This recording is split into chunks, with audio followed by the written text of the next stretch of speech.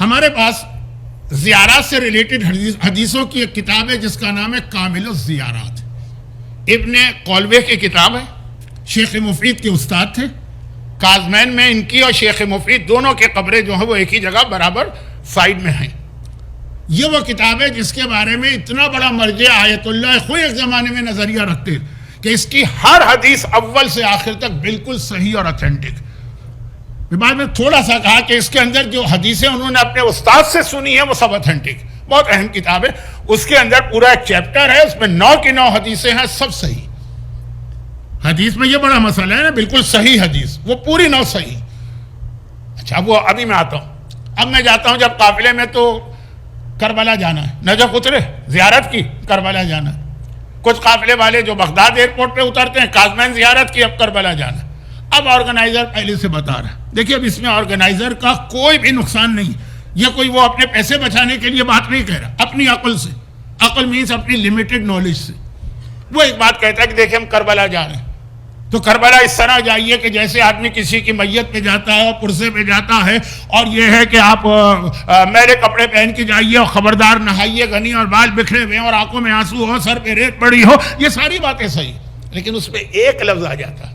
یہ جو لفظ آ گیا کہ غسل نہیں کرنا ہے، وہ ہر معصوم کے روزے پہ کرے. کربلا تو میت میں جا رہے ہیں. جتنا غمگین، جتنا انسان سوگوار بن کے جائے وہ زیادہ.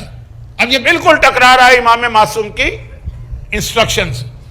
9 حدیثیں کہ اگر کوئی کربلا میں میرے دادا کی زیارت سے پہلے فرات کے پانی میں غسل کرے، ایک حدیث ہے اس کے سارے گناہ فوراً معاف ہو جاتے ہیں. اس کے جسم سے پانی نہیں گر رہا ہے، گناہ گر رہا ہے، گناہ.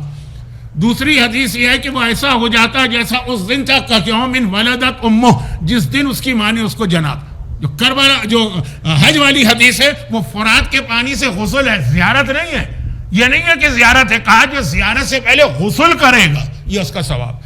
تیسرا یہ ہے کہ غسل کر کے اگر وہ جاتا ہے میرے جد کی قبر کی طرف، ہر قدم پر اسے 100 حج اور عمرے کا ثواب ملتا. کامل الزیارات کتاب عربی میں، اس کا انگلش ٹرانسلیشن بھی موجود ہے اور وہ انٹرنیٹ پہ PDF میں ہے. اس کا اردو ترجمہ بھی موجود ہے، فارسی تو ہے. دیکھ لیجئے، جا کے چیک کر لیجئے، لسٹ دیکھ لیجئے. اس میں ایک لسٹ ہوگی امام حسین کی زیارت سے پہلے غسل کا ثواب. یہ 9 حدیث. اب وہ قافلے کا آرگنائزر، یہاں اس کا کوئی پیسہ انوالو نہیں.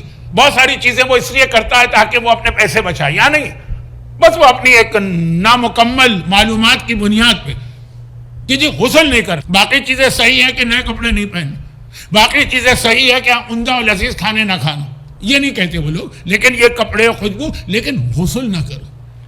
اس مومن کو اتنے بڑے ثواب سے محروم کر رہے ہیں، اس کے سارے گناہ معاف ہو رہے ہیں. یہ اتنا پاک ہو رہا ہے جیسے اس دن معصوم بچہ جو اپنی برتھ کے دن ہوتا ہے، اور ہر قدم پہ جو اسے 100 حج اور عمرے کا ثواب مل رہا ہے، اسے تم روک رہے ہیں اس کو. ہاں اگر امام نے کہا ہوتا کہ ہمارے جیسے کھانے کے لیے امام نے کہا نا جب کربلا آؤ تو لذیذ کھانے نہ کھانا، کیا میت میں کھانے آدمی جاتا ہے؟ لیکن غسل کے لیے الٹی بات امام نے کہی، پاک و پاکیزہ ہو کے جاؤ. میرا تعلق جو ہے میرے بزرگوں کا UP سے، مولانا محترم راجستھان کے ہیں. آپ لوگ شاید گجرات میں آتا ہے احمد آباد، میرا خیال ہے. تو اب یہ ہے کہ UP کا ایک طریقہ کہ اہل بیت کے حوالے سے ہر چیز میں طہارت کا بڑا خیال رکھا جاتا ہے. ہر چیز میں طہارت، چاہے وہ طہارت اسلام کو نہیں چاہیے. پہلے تو ہمارے یہاں 22 رجب کی نیاز یا اس قسم کی اور نیاز سے برتن بھی بالکل نئے آتے تھے، اور وہ نیاز کے بعد پھر وہ برتن تو ذرا جھوٹے ہو گئے تو اس کو دھونا ہے. یہ پرابلم، مٹی کے برتن آتے، ایک دفعہ استعمال کیا اس کے بعد اس کو جو ہے وہ دریا میں یا سمندر میں ڈال دیا. اہل بیت کی سے ریلیٹڈ یہ نیاز کی چیز ہو گئی نا، تو یہ بھی مقدس. ہاتھ بھی ہم لوگ نہیں دھوتے تھے عام جگہوں پہ، گراس میں یا کہیں سبزی وغیرہ میں جا کے ہاتھ دھوتے ہیں، اہل بیت سے ریلیٹڈ. ہماری عورتیں اگر اپنے منتھلی پیریڈ میں ان کو نیاز کی چیز پکانے بھی نہیں دیتے تھے، کھانے بھی نہیں دیتے تھے. بہت ساری چیزیں ایسی تھیں شریعت میں نہیں. لیکن طہارت، اہل بیت پاک ہیں، پاکیزہ ہیں، یطہرکم تطہیرا ہیں. تو ان کے قریب بھی جو جائے گا ان سے جو چیز ان سے ریلیٹڈ ہوگی اس کو بھی پاک کرنا اہم ترین. کربلا جا رہے آقا حسین کے روزے پہ، ان سے زیادہ پاک و پاکیزہ کائنات میں کوئی نہیں. شہید ہوئے، شہید تو عام شہید بھی، عام شہید بھی، وہ بھی جو ہے وہ اتنا پاک ہو جاتا ہے کہ شہید کو غسل میت دینا حرام ہے. وہ تو آلریڈی پاک ہو چکا ہے اپنے خون میں نہا کر. ہر میت جیسے ہی میت ہوئی نجس ہو گئی نا، 3 غسل دو تو پاک ہوگی. کیسی نجس ہو گئی کہ وہ تو نجس ہے، آپ نے اس کو ٹچ کر لیا، آپ پہ غسل مسح میت واجب ہو گئے، اتنی نجس ہے. اور شہید راہ خدا کے لیے کہا کہ اس کو ایک بھی غسل نہیں دے سکتے. کیا کرو گے غسل دے کر؟ پاک کرو گے؟ وہ تو آلریڈی پاک ہے، وہ اپنے خون میں نہا چکا ہے، اتنا پاک ہو گیا. تو کربلا کا شہید سرکار سید الشہداء، تمام شہیدوں کے سردار ہیں، ان سے زیادہ پاک و پاکیزہ کون ہے؟ تو ان کے پاس جا رہے ہو تو بالکل پاک ہو کے جاؤ. اب وہاں روک دیا گیا کہ غسل نہ کرنا، یہ اپنی معلومات. اچھا اب یہ ہے کہ دوسری طرف اگر ان کو اس طرح سمجھائی کہ کائنات کی پاکیزہ ترین پرسنالٹی کے پاس جا رہے ہو تو سمجھ میں بھی آتی ہے بات، اور اس طرح سمجھائیے کہ میت پہ سوگوار بن کے جاؤ تو وہ بات بھی سمجھ میں آتی. مومن کنفیوز ہو جاتا ہے نا.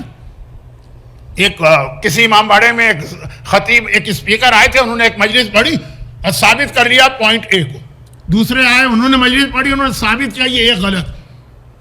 اچھا مجمع نے پہلے کو بھی داد دی، نعرے لگائے، نعرہ حیدری ہو، چھت پھٹ رہی ہو، یہ ہو رہا ہے. دوسرے نے اس کے بالکل اگینسٹ پڑھی، اس کو بھی نعرہ حیدری. میں نے کہا کہ بھائی آپ لوگ کون ہیں؟ وہ بھی صحیح ہے، یہ بھی صحیح ہے. کہا مولانا آپ بھی صحیح کہہ رہے ہیں. تو اب یہ جو پالیسی ہوتی ہے نا کہ آپ بھی صحیح اور آپ بھی صحیح اور آپ بھی صحیح، یہیں سے اسلام کا خاتمہ ہوتا. تو میں نے 3-4 آپ کو اگزامپل دی ہیں کہ تو بالکل آج کل کے کرنٹ ایشو والے مسئلے ہیں. یہ ہوتا کوئی حدیث جا کے نہیں دیکھ رہا. چلے میں تو خود اس بات کا قائل ہوں کہ کام مومن کا کام نہیں حدیثوں کو چیک کرا. مرجع سے تو پوچھیں. 2 قسم کے لوگ ہیں نا ہمارے یہاں. ایک وہ ہیں جو مرجع کو مانتے ہیں، ان سے پوچھ لیجیے کہ کیا زیارت کا غسل مستحب ہے کہ نہیں.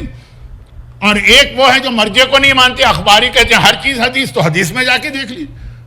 نہ آپ ادھر جا رہے ہیں نہ آپ ادھر جا رہے ہیں، اپنی مرضی چلا رہے ہیں. بس یہیں سے جو امام نے کہا جہاں سے قیاس آ گیا وہاں دین کا خاتمہ ہو گیا.